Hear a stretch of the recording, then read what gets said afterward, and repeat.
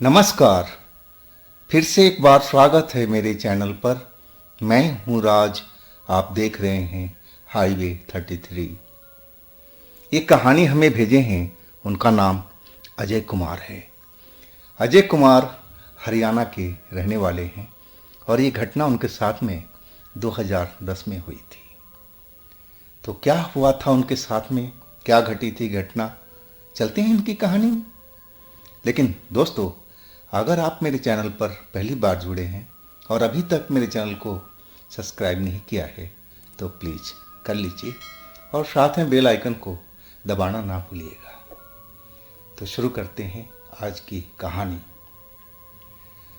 दोस्तों, मेरा नाम अजय कुमार है। ये घटना मैं कभी भूल नहीं पाता हूँ जो मेरे साथ में उस रात को घटी थी। मैं अपने मामा का लड़के यानी मैं मेरे भाई के घर पर गया था। उसकी शादी की सालगिरह थी और साथ में मेरी पत्नी थी। मेरी भी शादी को लगभग 1.5 साल हो चुका था। अब उसी दौरान मेरे पिता का तबीयत खराब रहने लगा था। मैं शहर में रहता था और मेरी एक छोटी सी फैक्ट्री थी, खुद का काम था। अब मैं फैक्ट्री, घर और पिताजी की दवा दारू के चक्कर में ही लगा रहा था। इतना टाइम नहीं मिल पाता था कि मैं किसी रिश्तेदार के पास जाऊं, कहीं घूम फिर के आ जाऊं। हालांकि मेरी पत्नी कहती थी कि चलिए किसी दूसरे शहर में घूम के आया जाए, किसी हिल स्टेशन पर चला जाए, लेकिन मैं समझाता था कैसे चले। देख रही हो ना, पिताजी की तबीयत खराब है, कब क्या जरूरत पड़ जाए कुछ नहीं मालूम। और इसी चक्कर में मैं कितने रिश्तेदारों को मना कर दिया था कि मैं नहीं जा पाऊंगा, मेरे घर की हालत ऐसी है, मैं अपने पिताजी को छोड़ नहीं सकता। और ऐसे ही हमारा चल रहा था, दिन एक एक दिन कट रहा था। हर तीसरे दिन चौथे दिन पिताजी को हॉस्पिटल ले जाना पड़ता था इलाज के लिए। और उसी दौरान मेरे भाई का फ़ोन आ गया कि भैया आना है, शादी की सालगिरह है। मैं भी उसको बहुत समझाया कि देख भाई, मेरे साथ में ऐसी परिस्थितियां चल रही हैं। लेकिन वो कहने लगा कि देखो, आप आओ तो सही, मैं आपको जल्दी से निपटा दूंगा, जल्दी आपको यहाँ से भेज दूंगा। मैं नहीं कहूँगा कि आप रात को रुको, लेकिन एक बार आओ तो। अब इतना रिक्वेस्ट, इतना मिन्नत करने के बाद मैं भी मान गया था। लेकिन मैं पिताजी से पूछना चाहता था कि पिताजी जाऊँ कि ना जाऊँ। लेकिन पिताजी ने साफ बोल दिया, अरे बेटा जाओ, रिश्तेदार को मना नहीं करना चाहिए। और फिर हम लोग तैयार हो गए थे।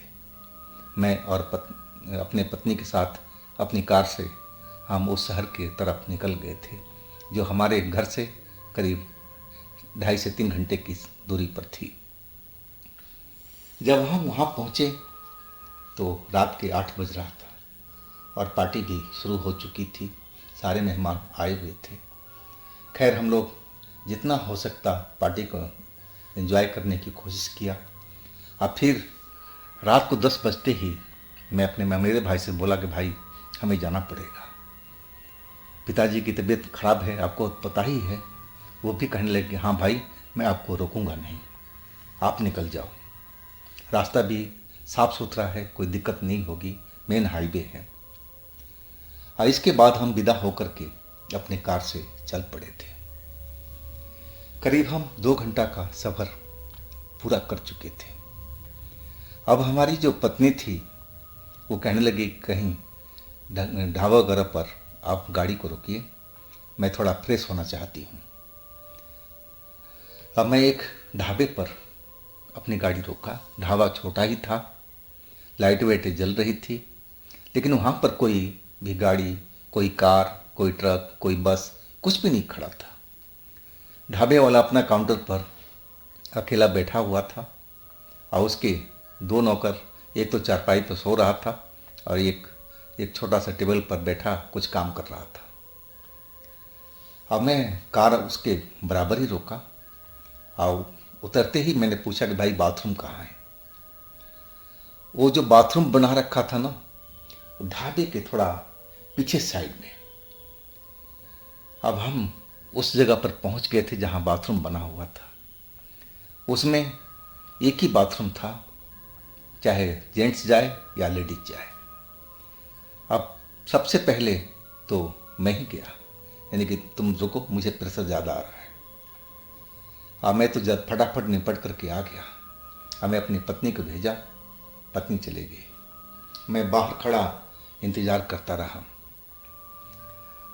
5 मिनट बीते, 10 मिनट बीते, अब पत्नी बाहर आ ही नहीं रही थी। मैं उसका नाम लेकर के पुकारने लगा, क्या अंदर ही सो गई हो कि बाहर भी आओगी? हमें देर हो रहा है, चलना भी है घर पर। अब फिर अचानक एक चीख सुनाई पड़ी मेरी पत्नी का। वो चीख सुन करके मैं बहुत डर गया कि अचानक इसको क्या हो गया। मैं दरवाज़ा पीटने लगा, और जैसे ही दरवाज़ा पीटना शुरू किया, वो दरवाज़ा का सिटकनी अंदर से खुल गया। अब दरवाज़ा खुल गया, मैं अपनी पत्नी को आवाज़ मारने लगा कि तुम कहाँ हो, तुम्हारे साथ में क्या हुआ, क्यों तुम चिल्लाई हो, चीखी हो? लेकिन पत्नी अब बाथरूम के अंदर से सही सलामत निकली। अब मेरी तरफ देखते हुए बाहर की तरफ चल दिया। मैं उससे रोक करके पूछ ही रहा था कि तुमने चीख क्यों मारी बाथरूम के अंदर में, लेकिन मैं पूछ नहीं पाया। अब वो सीधा ढाबे की तरफ बढ़ गई थी।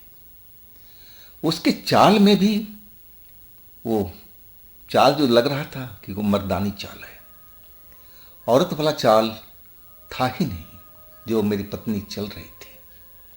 लंबे लंबे डग भर रही थी, ऐसा तो कभी चलती नहीं थी। अचानक उसके बाथरूम के अंदर में क्या हुआ? अब मैं उसको रोक लिया। फिर तुम्हारे साथ में क्या हुआ, तुम बताती क्यों नहीं हो, और तुम ऐसे कैसे चल रही हो मर्दानी चाल? और वो मुझे घूर करके देखने लगी, अपनी आंखें बड़ी बड़ी कर लिया था। मुझे कुछ समझ में नहीं आ रहा था कि ये मजाक कर रही है या मुझे डरा रही है। मैं उसका नाम लेके बोला कि क्यों मेरे साथ में मजाक कर रही हो, क्या हुआ तुम्हारे साथ में, और तुम बाथरूम के अंदर क्यों चिल्लाई थी, क्यों डरी हुई थी, कुछ तो बताओ। अब वो फिर मुझे कुछ नहीं बताई। अब फिर ढाबे की तरफ बढ़ने लगे। अभी भी चाल उसका लंबे लंबे डग था, ऐसा कभी नहीं चलती थी वो, इतने लंबे लंबे डग कभी नहीं भरती थी। अब फिर वो ढाबे के पास एक कुर्सी पर बैठ गई और ढाबे वाले से कहने लगी कि मुझे खाना लाओ, मुझे बहुत ज़ोर से भूख लगी है। और उसकी जो आवाज़ में सुना तो मैं तो विश्वास ही नहीं कर पाया, क्योंकि वो आवाज़ मेरी पत्नी का तो बिल्कुल नहीं हो सकता था। आवाज़ बिल्कुल भारी जैसा था, और वो लग रहा था कि कोई उसके मुंह से कोई पुरुष बोल रहा हो। मैं अभी भी समझ रहा था कि शायद पत्नी मेरे साथ में कोई मजाक ही कर रही है, लेकिन उसकी आवाज़ सुनकर के मैं भी हैरान था। अब मैं कहने लगा कि अभी तो हम लोग 2 घंटा पहले वहाँ पार्टी एंजॉय करके आए हैं, भरपेट खाना खाए हैं, और तुम्हें क्या हो गया, इतनी जल्दी तुम्हें कैसे भूख लग गई? मैं उसको समझाता रहा कि तुम ये क्या कर रही हो, ऐसा क्यों मजाक कर रही हो मेरे साथ में। लेकिन वो तो बिल्कुल सीरियस थी, मजाक वाली तो कोई उसको मुझे कोई ऐसा कुछ नज़र ही नहीं आ रहा था कि वो मेरे साथ में मजाक कर रही हो। और फिर वो चिल्ला करके कहने लगी, जल्दी से मुझे खाना ले आओ, मुझे भूख लगी है, जल्दी करो। अब जो ढाबे का वो लड़का था जो काउंटर पर बैठा हुआ था, वो आ गया और कहने लगा कि क्या खाएंगे आप? वो कह रहे कि जो भी कुछ है वो ले आओ फटाफट, मुझे बहुत ज़ोर से भूख लगा हुआ है। जो भी वो वर्ड बोल रही थी, जैसे कोई मर्दाना बोलता है, मेल बोलता है, वैसे ही उसकी आवाज़ निकल रही थी। अब मैं उसके कंधे पर हाथ रख करके कहने लगा कि तुम ये सब क्या ढोंग कर रही हो, छोड़ो तुम, चलो लेट हो रहा है, अब मजाक की बहुत हद हो चुकी है। लेकिन वो तो मुझे धक्का दे दिया और इतनी जोर से कि मैं मेज से टकराते टकराते बचा। मुझे गुस्सा आ गया कि मेरी पत्नी का और मुझ पर हाथ उठा रही है, मुझे धक्का दे रही है। और वो जो काउंटर वाला लड़का था और वो मेरी तरफ दौड़ता हुआ आ गया और कहने लगा, बाबू आप शांत हो जाओ, आप उससे उलझने की कोशिश मत करो, मैं जानता हूं कि इसके साथ में क्या हुआ है। अब वो जब इतनी बात बोला तो मैं थोड़ा सहम सा गया था। अब मैं पूछने लगा क्या हुआ है। वो मेरा हाथ पकड़ करके और ढाबे के बाहर निकला और कहने लगा कि बाबू उस पर एक प्रेत का साया आ चुका है, आज अमावस की रात है ना। मैं कहने लगा मुझे नहीं पता भाई अमावस की रात है कि क्या है, लेकिन ये सब क्या हो रहा है ये तुम्हारे ढाबे में। वो कहने लगा कि बाबू ढाबे में कोई दिक्कत नहीं है, ढाबा तो ठीक ही है, लेकिन जो पीछे बाथरूम है ना, शायद वहीं पर ये वो दुष्ट आत्मा आ चुका है। 1 साल पहले भी ऐसा ही हुआ था और फिर आज आपके साथ, आपकी पत्नी के साथ भी ऐसा हुआ है। बाबू वो जो कह रहा है उसको खाना खिला दो और फिर वो शांत हो जाएगा और फिर वापस चला जाएगा। अब मैं उसकी बात सुन करके बेहद डर चुका था। मैं तो भूत प्रेत को मानता तक नहीं था। और ये ढाबे वाला मालिक काउंटर पर जो बैठा हुआ था और वो कहने लगा कि इसको भरपेट खाना खिला दो और फिर ये जो उसके अंदर में आत्मा प्रवेश किया हुआ है, किसी दुष्ट आत्मा, वो खाना खा करके चला जाएगा। मैंने बोला ठीक है भाई, जैसा तुम कह रहे हो, और कर दो, फटाफट उसको खाना दो। अब मैं जा कर के काउंटर के पास ही खड़ा हो गया था। मुझे डर लग रहा था अपनी पत्नी की तरफ देखते हुए भी, और वो लगातार चिल्लाई जा रही थी कि मुझे भूख लगा है, भूख लगा है, तुम जल्दी खाना ले आओ।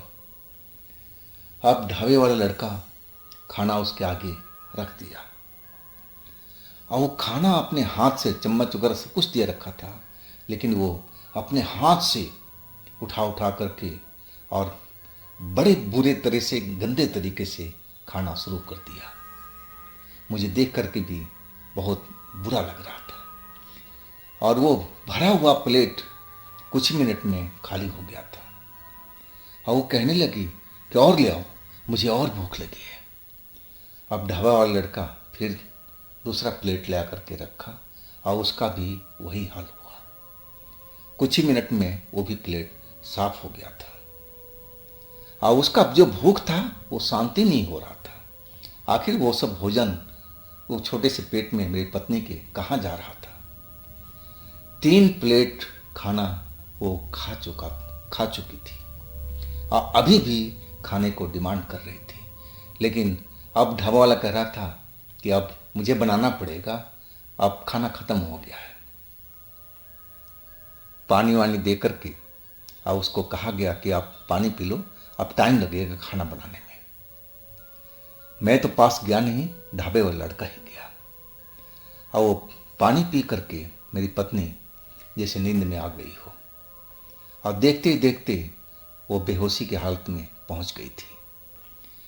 अब मेरी हिम्मत नहीं हो रही थी कि अपनी पत्नी के पास में जाऊं कि आखिर बेहोश हो गई है या नींद में है।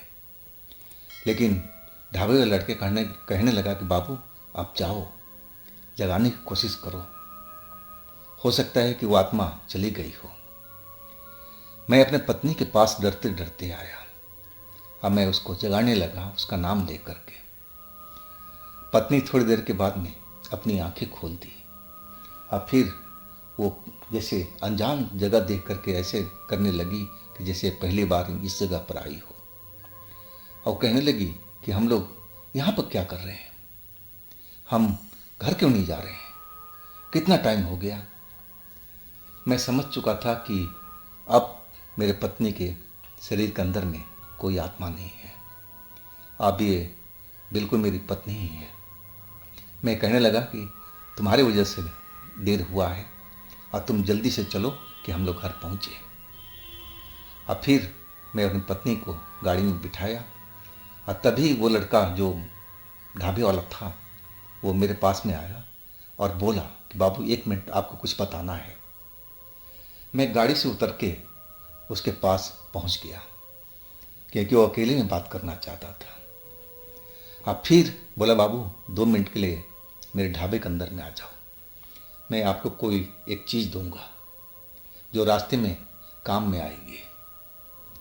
अब मैं जब उसके ढाबे के अंदर पहुंचा तो उसने एक छोटी सी कांच की शीशी दिया और उसमें पानी जैसा भरा हुआ था।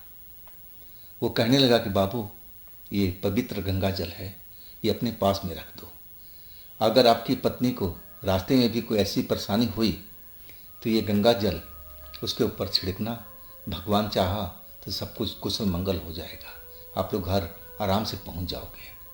नहीं तो हो सकता है कि प्रेत दोबारा आपकी पत्नी के शरीर में प्रवेश कर जाए। मैं उसकी बात सुन करके और डर चुका था कि कहीं रास्ते में ऐसा हुआ तो मैं क्या करूँगा। यहाँ तो ढाबा वाला लड़का सब जानता था और उसने हमारी मदद भी की, लेकिन अब रास्ते में ऐसी बात होगी तो मैं तो बहुत बुरा फंस जाऊँगा। लेकिन वो ढाबा वाला कहने लगेगा, बाबू डरो मत, आप बिल्कुल मत डरो, आपकी पत्नी है वो, और उसके अंदर में कोई आत्मा आ गया है तो बेचारी वो क्या करेगी। आपकी पत्नी ने आपको धक्का नहीं दिया था, उसके अंदर जो बैठा प्रेत था वो आपको धक्का दिया था, आपको डरना ही नहीं चाहिए था। और वो समझा बुझा करके बोला कि आप चले जाओ। अब पत्नी भी आवाज़ लगा रही थी कि आओ ना, देर हो रही है, चलो हम लोग घर चले। अब फिर मैं अपने ड्राइविंग सीट पर आ गया था। वो शीशी, छोटी वाली शीशी, अब मैं अपने जेब में रख लिया था। अब करीब पौन घंटा का सफ़र मैंने और कर लिया था। अब मेरी निगाह मेरी पत्नी पर ही थी। मैं ड्राइविंग जरूर कर रहा था, लेकिन निगाह मेरी पत्नी के ऊपर जमी हुई थी। कोई ऐसी हरकत करे तो मैं सावधान हो जाऊं। अब वही हुआ, वो अंगड़ाइयाँ लेने लगी, अपना शरीर इधर से उधर करने लगी। अब फिर कड़कती हुई आवाज़ में जैसे कोई उसके अंदर में मर्द बैठा हो और कहने लगा कि मुझे भूख लगी है, मुझे भूख लगी है, मुझे खाना खिला। अब मैं उसकी आवाज़ सुन करके डर चुका था। अब मैं गाड़ी रोकी नहीं, लेकिन स्पीड ज़रूर कम हो गया था। अब मैं उसकी तरफ देखते हुए कहने लगा कि अब तो हम रास्ते में चल रहे हैं, खाना मैं कहाँ से दूँ, आसपास में तो कोई होटल भी नहीं है। वो कहने लगा कि मुझे नहीं पता, मुझे भूख लगी है, कहीं से भी मुझे खाना का प्रबंध करा, मुझे रहा नहीं जा रहा है, मुझे भूख लग रही है। और वो मेरी तरफ घूर घूर करके मेरी पत्नी देखने लगी और उसकी आंखें बिल्कुल फैल सी गई थी, मोटी मोटी आंखें हो गई थी, आंखें एकदम डरावनी सी लग रही थी मुझे। और तभी मुझे ध्यान आया कि ये गंगा जल मेरे पास में है। अब मैं धीरे धीरे ड्राइविंग करता हुआ और शीशी निकाल लिया और शीशी का ढक्कन खोल करके सारा गंगा जल मैं अपनी पत्नी के ऊपर उड़ेल दिया। और जैसे ही गंगा जल उस पर पड़ा, पत्नी फिर 2 मिनट के लिए छटपटाई और फिर शांत हो गई। अब लग रहा था कि फिर पहले वाली स्थिति में आ गई है, ये बेहोश हो गई है। और फिर मैंने उसको जगाया नहीं। डर लग रहा था कि कहीं दोबारा फिर उठ करके ऐसा हरकत ना करे। अब मैं तेज़ तेज़ गाड़ी चलाता हुआ अब अपने घर की तरफ निकलने लगा था, लेकिन निगाहें पत्नी के ऊपर ही लगी हुई थी। जब अब अपने घर पहुंच गया तब मेरी जान में जान आई। अब मैं अपनी पत्नी को उठाया तो फिर जैसे लगा कि नींद से उठी हो, अब बिल्कुल तरोताज़ा हो। वो कहने लगी, हम घर पहुंच गए? नहीं कि हाँ पहुंच गए, अंदर आओ। अब घर के अंदर पहुंच करके अब मैं सीधा अपने पिताजी के पास पहुंचा। माँ भी बैठी हुई थी और सारी हालात मैंने अपने माँ पिता से बताया कि रास्ते में हम लोग के साथ में ऐसा ऐसा कहानी हुआ था। अब पिताजी भी सोचने लगे थे और माँ बोली कि बेटा कहीं यहाँ पर भी ना ऐसा हो जाए, वो शैतान प्रेत इसके साथ में कहीं ना आया हो, मुझे डर लग रहा है बेटा। लेकिन पिताजी कहने लगे कि देखो डरो मत, सब कुछ कुशल मंगल हो जाएगा। और बोले कि बेटा जा, तो अपने कमरे में आराम कर, अपनी पत्नी का ख्याल रख, हाँ कोई बात हो तो मुझे ज़रूर जगाना। अब मैं अपनी पत्नी के कमरे में चला गया तो देखा कि पत्नी सो गई थी, सोते हुए बहुत प्यारी लग रही थी। और मैं भी बगल में जा कर के लेट गया, लेकिन मुझे डर के मारे नींद नहीं आ रही थी। सारा रात मैं जाग कर के गुजार दिया था। आज सुबह हो गई तब मुझे आँख में नींद आई थी। अब मेरे से नींद बर्दाश्त नहीं हो रही थी। अब फिर मेरे पत्नी ही ने मुझे 10 बजे के आसपास जगाया। वो कहने लगी कि अब 10 बज चुके हैं, कितने देर तक आप सोओगे, चाय बना के लाई हूँ। अब पत्नी के सामने देख करके उसका चेहरा मैं मुस्कुरा उठा। मैं समझ गया था कि अब जो प्रेत इसको पकड़ रखा था, शायद गंगा जल के वजह से इसको शरीर को छोड़ दिया है। अब वही हुआ। उसके बाद से मेरी पत्नी के ऊपर में वो शैतान प्रेत कभी भी अंदर नहीं आया। तो दोस्तों, ये थी अजय कुमार जी की अपनी कहानी। अगर आपके पास भी ऐसी कोई कहानी है, कोई घटना है, तो आप मुझे इंस्टाग्राम पर या मेरे व्हाट्सएप नंबर पर शेयर कर सकते हैं। और दोस्तों, मेरे दूसरे चैनल पर भी जाइए, उनमें भी अच्छी अच्छी कहानियाँ मैंने अपलोड किया हुआ है जो बेहद आपको आनंद देगी। चैनल का लिंक नीचे डिस्क्रिप्शन बॉक्स में दिया हुआ है, तो एक बार आप लोग ज़रूर विजिट कीजिएगा, उन कहानियों का आनंद ज़रूर लीजिएगा। और इस चैनल को भी अपना प्यार दीजिएगा, लाइक कीजिएगा, सब्सक्राइब कीजिएगा, शेयर कीजिएगा। फिर हम मिलते हैं एक नई घटना में अगले दिन। आप लोग अपना बहुत ही ख्याल रखिएगा। नमस्कार।